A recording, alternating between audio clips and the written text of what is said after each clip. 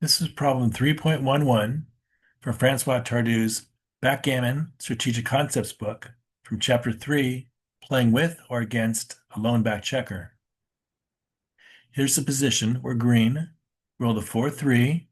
Our home board's in the bottom right. Look at two of the top moves. I'll give you my quick observations on each move. We'll look at some of Tardieu's key points, as well as Tardieu's expert analysis with feedback from XG. Then we'll look at Tardieu's summary, and then I modify the position at the end of the video. Then I'll show you Rainer Birkle's excellent website, xg-to-anki.de, where he shows and offers flashcards for some of today's best backgammon books.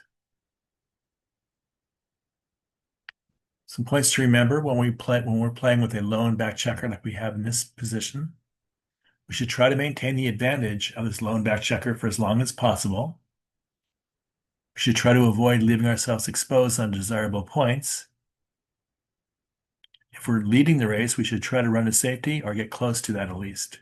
Safety, somewhere out here or on the midpoint.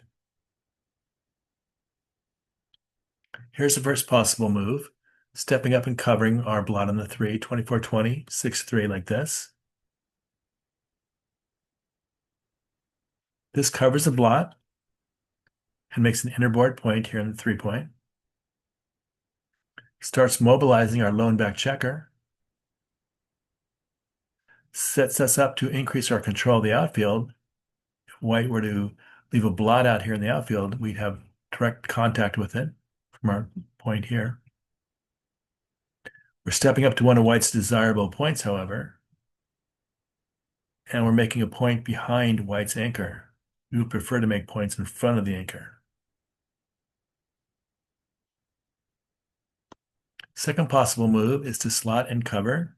Slot the 4-point, cover the 3-point, like this. We're covering a blot and making an innerboard point. We're slotting an innerboard point. And we're unstacking, or starting to unstack, our two most stacked points, the 6 and the 8-point. The point we make, however, is behind white's anchor, the 3-point again. And also the point we slot is behind white's anchor. We really want to make these points in front of the anchor. Compare both moves. Take a look at both moves and compare them. Look at the features of each move, pip count, the strength of each player's board, threats facing each player. Think of which one looks best to you. And let's see what Tardieu and XG have to say.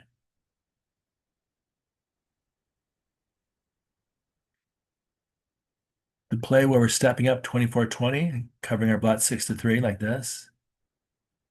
Tardieu says, stepping up to the 20-point makes white's life easier, actually. They're eager to hit us loose now and take control of the game, especially with a decent home board and an advanced anchor. Here on the 20-point, R5, their 20-point. As our opponent has a decent but not overwhelming home board and a solid advanced anchor, we should hold back and wait, especially as white's distribution isn't going to make it easy for them to build a quick prime. So their checkers aren't really distributed very efficiently. So it's going to be hard for them to really prime us in. So it's better off for us to stay back, which is why this move here, 8-4-6-3, is rated best by Tardieu and XG. We're slotting the 4-point and making the 3-point at a good time. Our inner board is reinforced, and we are ready to make the next strongest available point. By staying back on the 24-point, we correctly avoid making white's job easier. White isn't yet threatening to build a prime that we should be worried about. We should not step up to a strategic point in their inner board, like the 20-point, and present a tempting target. We should sit back and wait for a roll that will let us run into the outfield or all the way to the midpoint.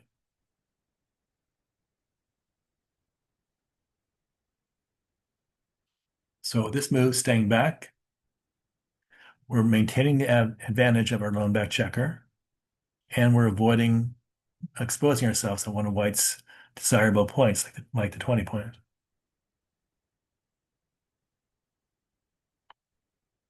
Tardieu's summary says, avoid placing a blot on one of our opponent's key points without a very good reason.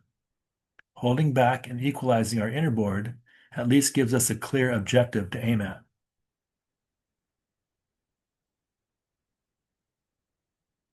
If we modify the position to strengthen White's prime a little bit by moving 2 checkers from his 8 point to the 7 point, and moving 2 of our checkers from our 11 to our 10 point to keep the relative pip count the same, we're still behind by 3 pips before the roll.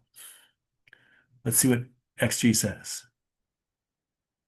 When we modify the position by moving those 2 checkers, XG tells us that we should step up from the 24 to the 20 point after covering our 3 point now. I believe giving White a little stronger prime is now threatening enough to cause us to begin mobilizing our back checker. I think I'm interpreting this correctly, but I might be missing something. Let me know if you agree or not, or if you have a question or a comment. All feedback is welcome.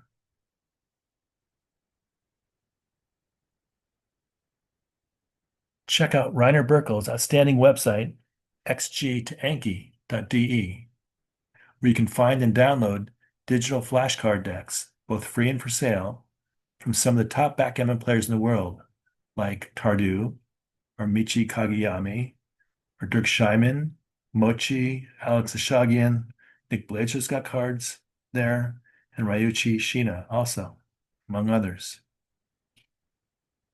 Here's this position that we just went over in Reiner's cards. Notice how his cards have the XG analysis for multiple match scores, not just unlimited games like we just did.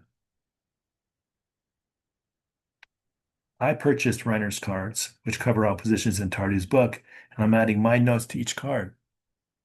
I'm finding that adding these cards to my study routine has benefited me immensely, and I highly recommend purchasing Reiner's cards and adding them to your studies.